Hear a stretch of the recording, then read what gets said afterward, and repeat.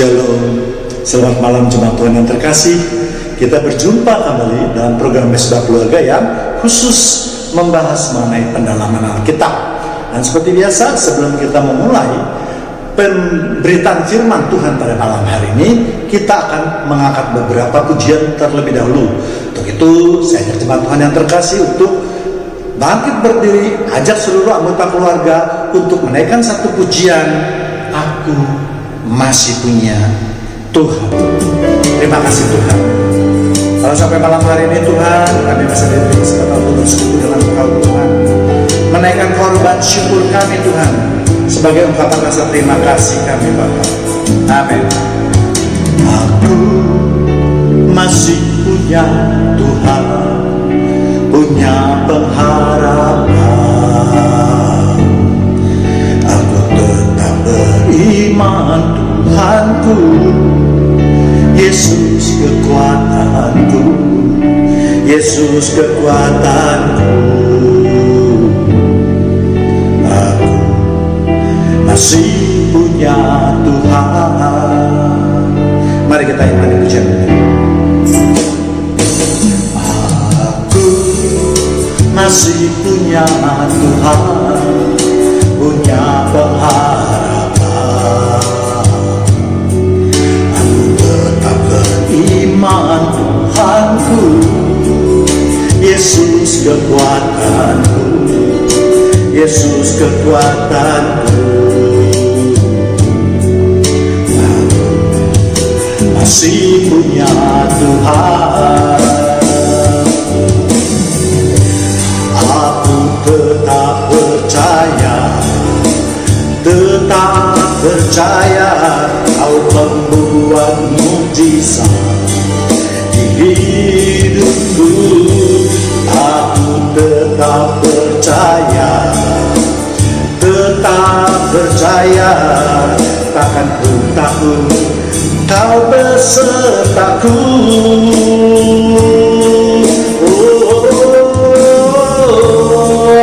Aku masih punya Tuhan, punya pengharapan.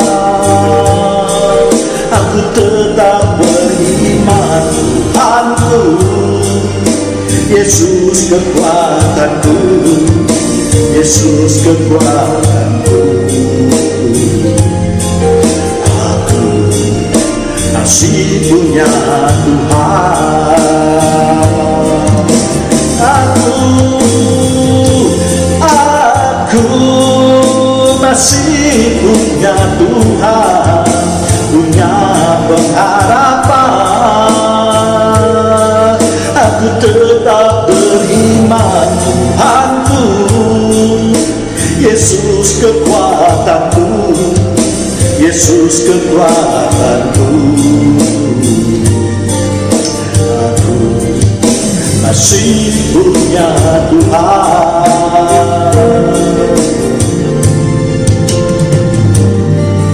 Aku masih punya Tuhan. Oh, haleluya, haleluya. Terima kasih Tuhan. Haleluya. Kami mau lebih dalam lagi Tuhan. Dalam salawat kami Tuhan pada malam hari ini Tuhan, satu pujian kembali, Kau hapus air mataku.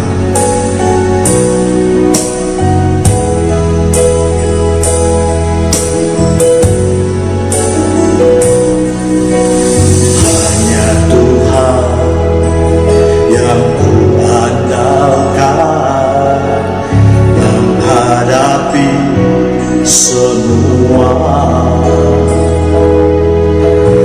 Takkan pernah Dia kecewakan.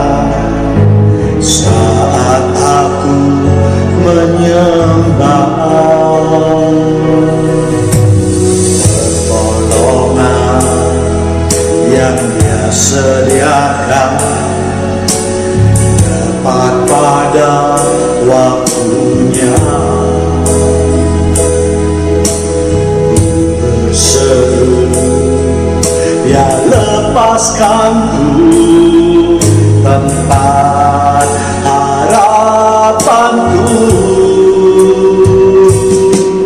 dan ku berlari padamu, gunung batuku, kau hapuskan air mataku.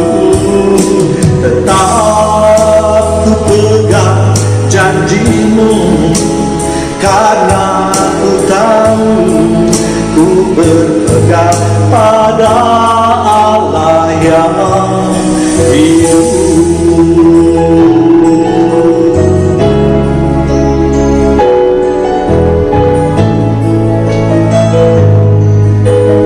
Terima kasih Tuhan, Engkau tempat pengharapan kami Tuhan.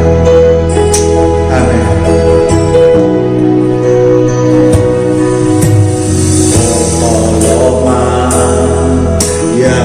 Sediakan tepat pada waktunya.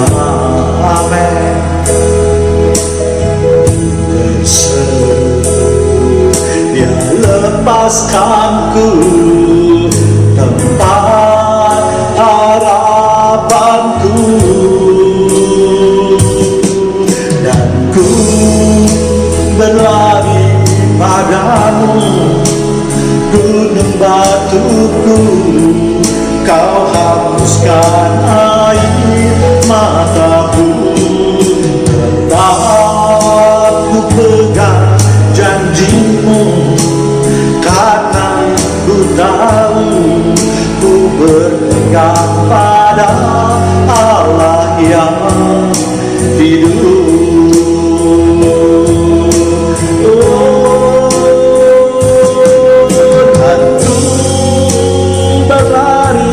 Padamu, gunung batuku, kau hapuskan air mataku.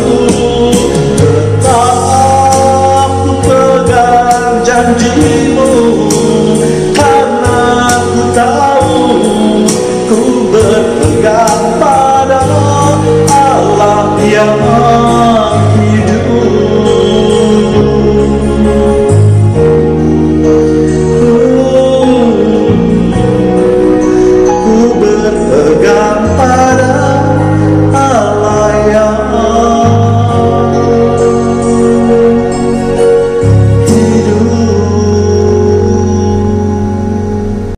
Shalom, selamat malam jemaat Tuhan yang terkasih.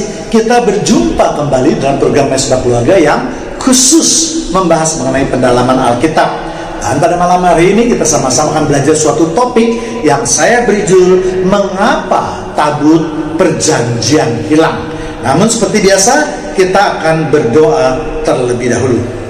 Terima kasih Tuhan atas penjagaan Tuhan sepanjang hari dan sepanjang hidup kami. Engkau Allah yang sungguh baik Tuhan. Engkau yang menjaga dan menyertai kehidupan kami serta memberkati hidup kami Tuhan. Malam ini kami mau mendengarkan firman-Mu yang merupakan pelita bagi kaki kami Tuhan, yang menuntun kehidupan kami seturut dengan kehendak-Mu ya Bapa. Dalam nama Tuhan Yesus kami sudah berdoa dan mengucapkan syukur. Mari sama-sama yang siap menerima firman Tuhan kita katakan amin. Sebelum membahas mengenai hilangnya tabut perjanjian, ada banyak pertanyaan mengenai hilangnya tabut perjanjian ini. Sebagian orang mempertanyakan apa alasan tabut tersebut bisa hilang. Apakah karena kuasa Tuhan yang kurang kuat atau kurang besar untuk menjaga tabut tersebut sehingga bisa hilang? Bukankah tabut tersebut adalah bukankah tabut tersebut bisa mematikan siapapun yang menyentuhnya? Kita masih ingat peristiwa matinya Uzza yang mencoba menyelamatkan tabut perjanjian tersebut ketika lembu-lembu yang mengangkatnya tergelincir. 2 Samuel 6 ayat 7. Maka bangkitlah murka Tuhan terhadap Uzza, lalu Allah membunuh dia di sana karena keteledorannya itu. Ia mati di sana dekat tabut Allah itu. Mungkin ada yang bertanya, mengapa Uzaya mencoba menyelamatkan tabut perjanjian dari kejatuhan, malah mendapatkan hukuman mati dari Tuhan? Secara logika manusia, seharusnya Uzza itu memperoleh pujian karena telah berusaha menyelamatkan tabut tersebut yang kemungkinan saja bisa rusak karena jatuh. Ya, ada dua alasan yang menyebabkan Uzza mati. Yang pertama yaitu Uzza melanggar firman Tuhan. Tuhan sudah katakan bahwa tabut perjanjian itu adalah kudus, bahkan boleh disebut maha kudus, karena di dalam tabut perjanjian itulah Tuhan bersemayam. Dan tentu saja orang Yahudi sudah tahu bahwa tabut perjanjian itu tidak boleh dipegang oleh manusia.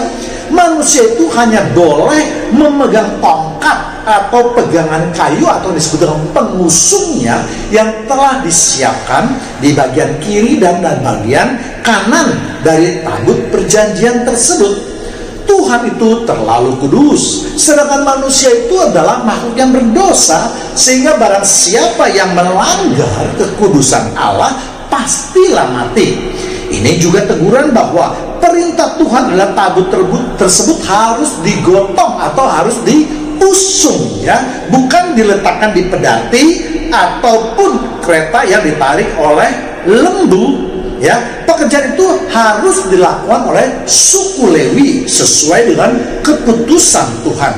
Ketika Tuhan mengangkat suku Lewi untuk menjadi pelayan-pelayan Tuhan, itulah sebabnya Tuhan marah dan membuat lembu-lembu tersebut tergelincir. Jadi untuk melaksanakan firman Tuhan atau hukum Tuhan, janganlah kita memakai pikiran manusia sendiri. Seringkali kita juga terjadi juga dalam kehidupan kita. Seringkali kita memakai logika manusia untuk menjalankan hukum Tuhan.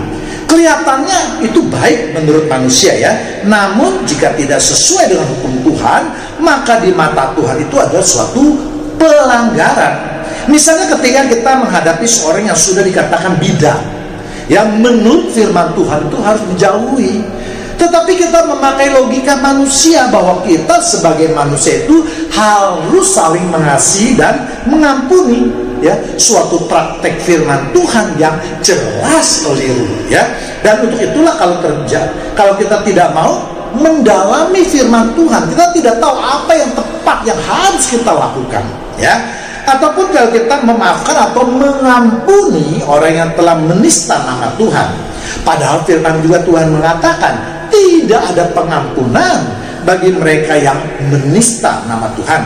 Inilah beberapa contoh di dalam kehidupan kita yang banyak terjadi karena kurangnya pemahaman atas firman Tuhan. Yang kedua yaitu meremehkan kuasa Tuhan, ya. Maksud Uzza adalah baik. Ketika dia melihat tabut tersebut akan jatuh ke tanah dari pedati, dia memegang tabut tersebut supaya jangan jatuh. Tetapi ada ketentuan dari Tuhan yang tidak boleh dilanggar dalam kondisi apapun juga, yaitu manusia dilarang untuk menyentuh tabut tersebut. Seharusnya Uzza harus memegang pegangan atau kayu pengusungnya, ya, yang biasa dipakai untuk menggotong tabut tersebut. Sebenarnya ini adalah hukuman atau peringatan kepada Daud supaya Daud bertindak sesuai dengan kehendak Tuhan, yaitu tabut tersebut harus dipanggul oleh suku Lewi. Namun karena Daud memakai logika manusia bahwa perjalanan dari Baale ke Yehuda sangatlah berat, ya, karena kontur tanahnya yang berbukit-bukit dan sangatlah berat kalau itu harus dilakukan oleh manusia. Maka Daud dengan memakai pikirannya sendiri, dia menggantikan tenaga manusia itu dengan tenaga lembu.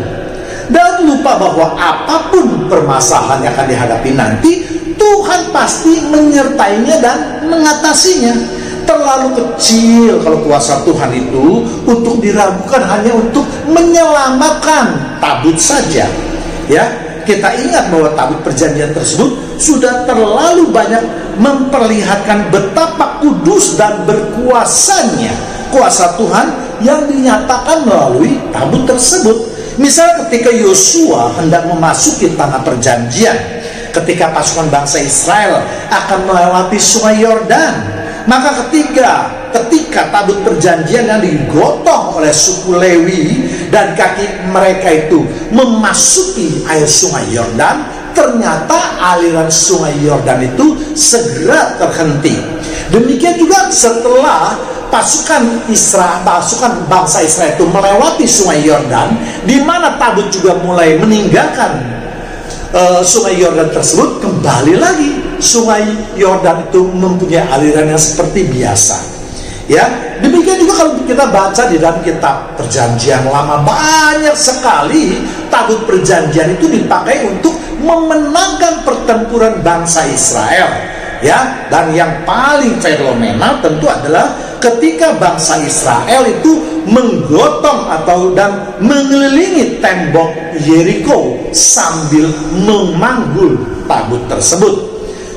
Tembok yang begitu tebal, diperkirakan sedikitnya 5 meter itu ternyata roboh oleh karena kuasa Allah di dalam perjanjian yang digotong oleh suku Lewi. Mungkin ada jemaat Tuhan yang terkasih berpikir atau meragukan, masa tembok 5 meter itu bisa jebol? Tentu saja.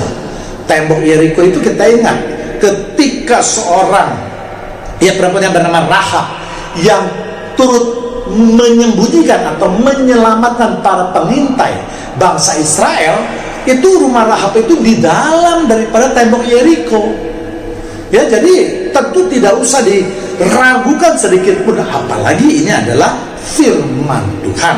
Ya, kita tahu Rahab itu memang tinggal di dalam tembok tersebut. Jadi temboknya bukan seperti tembok kita, benteng, ya seperti tembok-tembok rumah kita ini, bukan. Ya, jadi kuasa Tuhan yang dinyatakan melalui tabut perjanjian itu sudah amat terlalu banyak. Tanpa bantuan Uza pun sebenarnya tabut tersebut tidak akan jatuh dan tidak akan rusak, karena Tuhan sanggup untuk membuat tabut tersebut tidak akan jatuh, apalagi rusak. Namun sekali lagi, kali ini karena Tuhan marah pada Daud karena tabut tersebut tidak digotong oleh suku Lewi. Jadi cerita mengenai kuasa Tuhan yang dinyatakan melalui tabut perjanjian tersebut sudah sangat banyak, dan kita sebagai umatnya juga merasa bingung mengapa tabut tersebut bisa hilang. Bukankah ini merupakan rumah Tuhan di dunia ini? Tabut perjanjian ini sebenarnya merupakan tipologi atau persamaan dengan Taman Eden. Ketika Adam dan Hawa jatuh dalam dosa, maka Tuhan menempatkan kerubin dengan pedang yang menyala-nyala untuk menjaga Taman Eden supaya tidak dimasuki oleh Adam dan Hawa ataupun manusia lainnya. Karena Taman Eden merupakan taman yang suci, tempat Tuhan bersemayam di bumi ini. Apa buktinya? Buktinya adalah ketika Adam belum jatuh ke dalam dosa, Adam dan Tuhan itu seringkali bercengkrama, seringkali bertemu, bercakap-cakap dengan Tuhan ketika sore hari. Kejadian 3 ayat 8. Ketika mereka mendengar bunyi langkah Tuhan Allah yang berjalan-jalan dalam taman itu pada waktu sejuk, bersembunyilah manusia dan istrinya itu terhadap Tuhan Allah di antara pohon-pohon dalam taman. Jadi sejak manusia jatuh dalam dosa, maka manusia itu sudah tidak dapat lagi berhadapan atau bercengkrama dengan Tuhan. Bahkan kadang-kadang Tuhan pun tidak mau dicari. Ya, itulah sebabnya Taman Eden dijaga oleh kerubin. Demikian juga ketika tabut perjanjian tersebut dibuat, Tuhan menyuruh Musa untuk membuat 2 patung kerubin yang sayapnya membentang menutupi tutup tabut perjanjian. Ini juga menyatakan bahwa Tuhan yang bersemayam di dalam tabut perjanjian tidak bisa ditemui lagi oleh manusia karena ada kerubin yang menjaganya. Nah, bagaimana dengan bait Allah yang juga merupakan tipologi atau persamaan dengan Taman Eden? Ya, karena bait Allah itu ada ruang Maha Kudus yang tidak boleh dimasuki oleh manusia, hanya boleh dimasuki oleh imam besar, dan itu pun hanya sekali dalam setahun. Ya, Allah hanya mengizinkan Imam besar tersebut memasuki ruang Maha Kudus untuk memohon pengampunan bagi bangsa Israel. Dan antara ruang Maha Kudus dengan ruang kudus ada tirai pembatas atau pemisahnya, ya, yang merupakan pemisah antara manusia dengan Allah. Sampai dengan pengorbanan Yesus di kayu salib, barulah tirai tersebut yang menjadi pemisah antara manusia dengan Allah terbelah, ya, yaitu ditandai dengan robeknya pemisahan tirai tersebut, ya. Itulah sedikit gambaran mengenai tabut perjanjian. Dan sekarang kita akan memasuki pokok permasalahannya, mengapa tabut perjanjian itu hilang, ya. 2 Raja 20 ayat 17. Sesungguhnya suatu masa akan datang bahwa segala yang ada di dalam istanamu dan yang disimpan oleh nenek moyangmu sampai hari ini akan diangkut ke Babel. Tidak ada barang yang akan ditinggalkan. Demikianlah firman Tuhan. Jadi ayat tadi berbicara ketika Raja Hizkia bertemu dengan utusan Raja Babel, dan Raja Hizkia itu memperlihatkan seluruh isi istananya, ya, tidak terkecuali juga dengan tabut perjanjian. Sehingga ketika Raja Babel menyerang Raja Yoyakim, maka seluruh isi istana tersebut termasuk rakyat dan panglima serta pasukannya ditawan dan dibuang ke Babel. Raja Babel hanya menyisakan rakyat yang sudah lemah, yaitu mereka yang sudah renta. Bahkan Alkitab juga mencatat di 2 Raja 24 ayat 11 sampai 14, semua pekerjaan Raja Salomo termasuk emas yang melapisi semua bangunan itu dikerat dan diambil oleh Raja Babel, ya. Yang mungkin menjadi pertanyaan kita, mengapa Tuhan mengizinkan tabut tersebut diambil oleh Raja Babel? Semua itu karena kedegilan daripada bangsa Israel yang terus membangkang Tuhan, sehingga Tuhan sudah muak dengan perilaku mereka dan Tuhan sudah tidak bersedia mendiami bait Allah yang dibuat oleh Salomo. Itulah sebabnya bait Allah juga dihancurkan pada masa itu. Jadi ketika bait Allah dibangun oleh Raja Salomo, maka doa Raja Salomo yang begitu banyak pada Tuhan. Antara lain Salomo meminta kepada Tuhan mau tinggal di dalam bait tersebut, memohon kepada Tuhan supaya bangsa Israel dijaga, dilindungi, diberkati dan memenangi pertempuran, memohon pengampunan dosa, dan seterusnya dan seterusnya. Semua itu dapat kita baca di 1 Raja pasal 8. Akhirnya Tuhan berkenan pada doa Salomo, namun tetap mempunyai hukum yang harus dipatuhi, yaitu bangsa Israel tidak boleh menyembah ilah lain. Kalau sampai itu terjadi, maka Tuhan pun akan membatalkan semuanya dan Tuhan akan meninggalkan bait suci atau bait Allah tersebut. 1 Raja 9 ayat 7 sampai 9. Maka aku akan melenyapkan orang Israel dari atas tanah yang telah kuberikan kepada mereka, dan rumah yang telah kukuduskan bagi namaku itu akan kubuang dari hadapanku. Maka Israel akan menjadi kiasan dan sindiran di antara segala bangsa.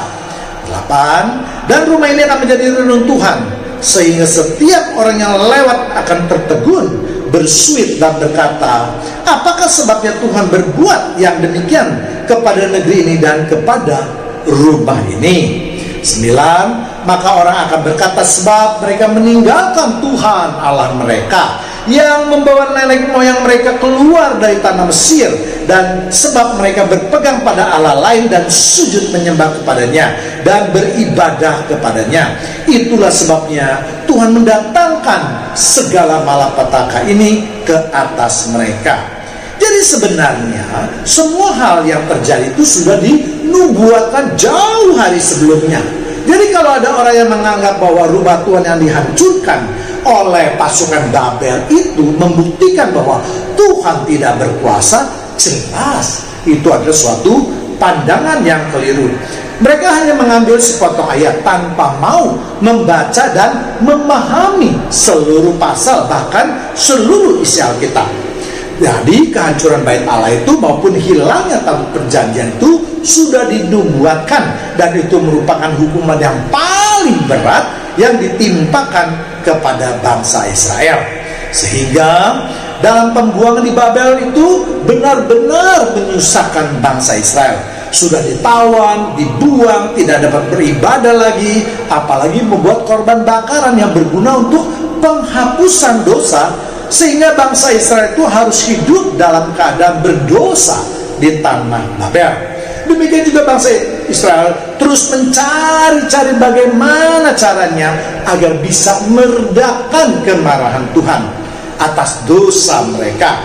Setelah beberapa lama kemudian atau di kemudian hari, para imam berusaha untuk mencari jalan untuk mensubstitusikan atau mengganti korban bakaran itu dengan doa.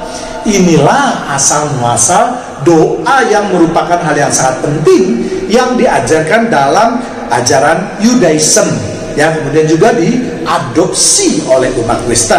Itulah sebabnya atau dasarnya mengapa dikatakan doa adalah nafas orang percaya. Kembali lagi mengenai tabut yang hilang. Setelah kembalinya orang Israel dari tanah Babel, kemudian mereka masih hidup di bawah jajahan bangsa lain, bangsa Yunani, bangsa Romawi. Mereka berusaha untuk membangun kembali bait Allah. Namun untuk tabut perjanjian mereka tidak dapat membuatnya, dan Allah merasa tabut perjanjian juga sudah tidak diperlukan lagi. Allah tidak membutuhkan tempat tinggal di dunia ini karena Allah akan berinkarnasi menjadi manusia. Jadi hilangnya tabut perjanjian itu juga ditafsirkan bahwa Allah tidak berkuasa ya, tetapi Allah melihat bahwa penyelamatan manusia ini harus segera dilaksanakan dan memberikan contoh kehidupan langsung kepada manusia seperti yang Allah inginkan.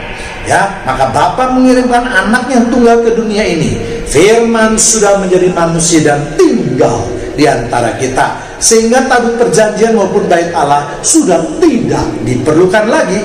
Roh Kudus dan tubuh orang percaya itu sudah menggantikan keduanya. Demikianlah pemberitaan firman pada malam hari ini. Mari kita berdoa kembali. Terima kasih Tuhan atas pemberian Tuhan pada pemberitaan firman Tuhan pada malam hari ini yang membahas mengenai tabut perjanjian. Kiranya Tuhan terus membukakan hati dan pikiran kami sehingga kami bisa lebih mengerti dan lebih mengenal akan Engkau.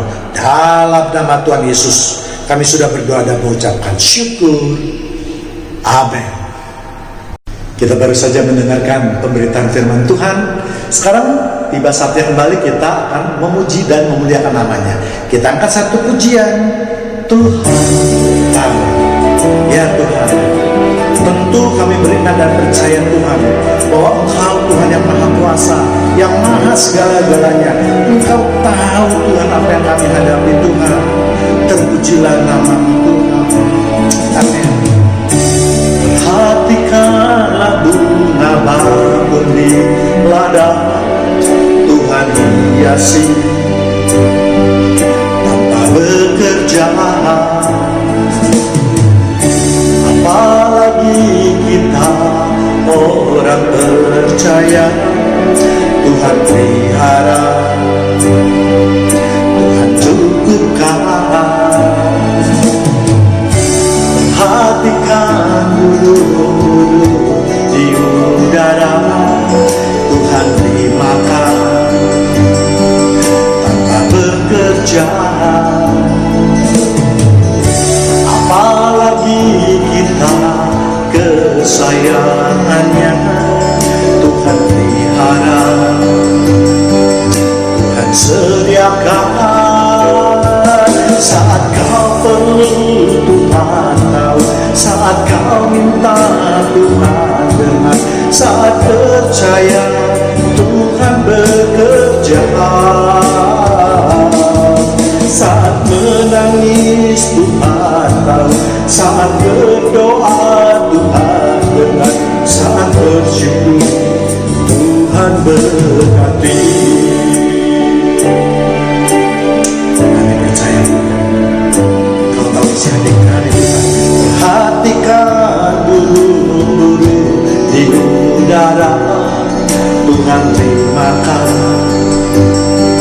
tanpa bekerja. Apalagi kita kesayangannya, Tuhan pelihara, Sediakah, mari kita angkat suara dalam hati kita. Saat kau perlu Tuhan tahu, saat kau minta Tuhan dengar, saat percaya Tuhan bekerja, saat menangis Tuhan tahu, saat berdoa Tuhan dengar, saat bersyukur Tuhan berhati. Kau Tuhan lebih dari cukup, kasih-Mu Tuhan. Kau Tuhan lebih dari kata, janji-Mu pasti terjadi.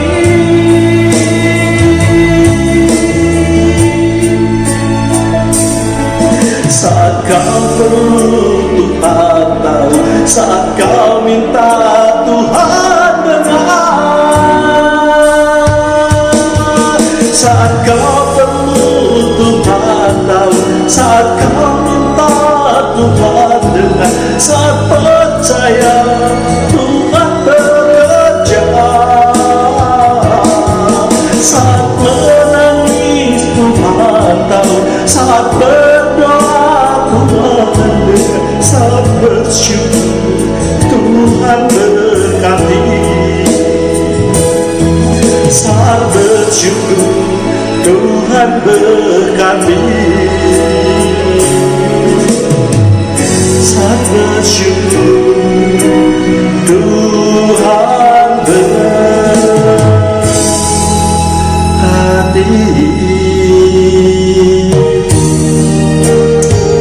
Haleluya Yesus. Kini saatnya kami berikan pujian terakhir Tuhan. Kami sudah memasuki bagian terakhir daripada Mesbah Keluarga. Bapa yang pengasih,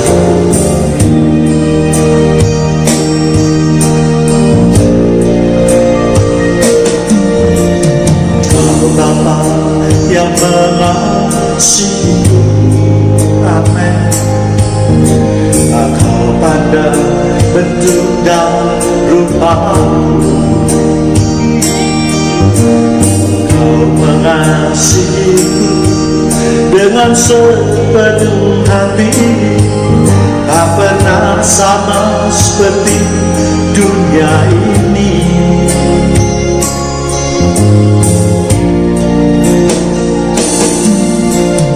Kau Bapa yang mengajariku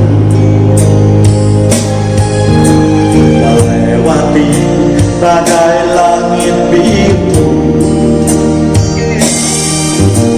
Kau yang buatku terbang bagaikan Raja Wali, mengatasi segala pencobaan. Kau Bapa-Ku yang baik, mengerti tak rasa tetesan air mata, tak Kau biarkan ku berjalan sendirian, sebab Kau Bapa-Ku yang baik, Engkau sungguh baik. Tiada kata yang kami dapat gambarkan kebaikan Tuhan. Kau selalu berada pada saat kami membutuhkan Kau Tuhan. Kau yang menegur hidup kami, melindungi kami, memberkati kami. Haleluya Yesus. Terima kasih Tuhan atas semua kebaikan Tuhan, kemurahan Tuhan. Terpujilah nama-Mu. Amin.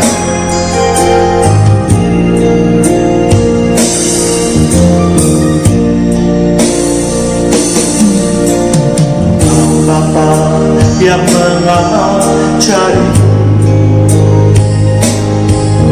melewati badai langit biru. Amin.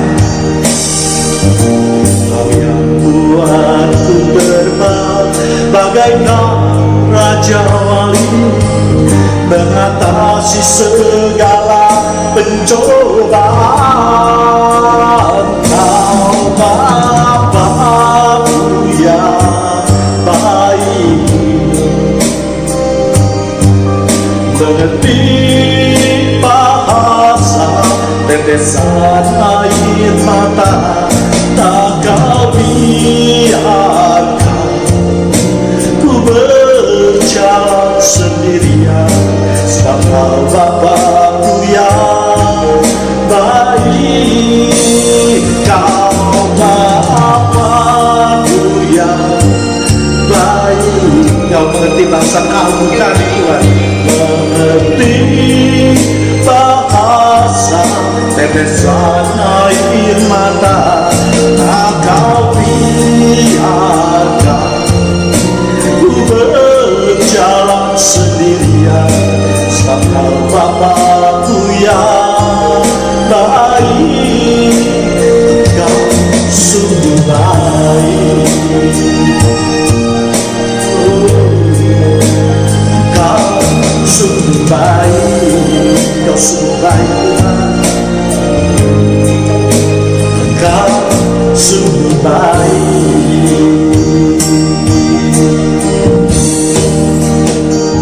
Demikianlah ibadah mesbah keluarga pada malam hari ini. Kita akan berjumpa kembali pada waktu yang sama. Tuhan Yesus memberkati kita semua. Amin.